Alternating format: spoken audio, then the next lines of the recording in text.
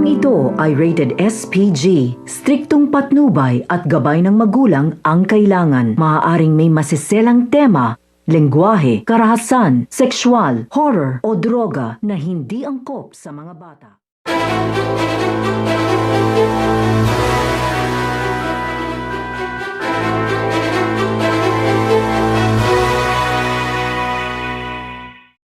Makakaharap na nito nga ni Gabo ito nga si Mr. Chan at makukumbinsi nga ba nito na ibigay nga sa kanya ang mga ginto dahil ito nga ang kailangan nito nga ni Gabo upang ibigay dito nga kay Tatang at ang kapalit nga nito ay malaking halaga at ito nga ang kanyang gagamitin sa pagpapa-opera dito nga sa kanyang ama. Kaya nga ito nga si Gabo ay mapapalaban nga ito sa matinding bakbakan dahil hindi nga papayag ito nga si Mr. Chan. Kaya nga ito nga si Mr. Chan ay makikipagbarilan nga ito dito nga kay Gabo. Kaya mauuwi nga ito sa tensyon at malalagay nga rin sa panganib ang buhay nito nga ni Gabo. At buti na nga lang ay dumating nga ito nga si Samantha. Dahil ito nga si Samantha ay nagtungo na nga rin ito dito nga sa isang bodega dahil dito nga daw niya makikita ito nga si Mr. Chan. At dahil natakasan nga siya nito nga ni Mr. Chan ay hinabol nga niya ito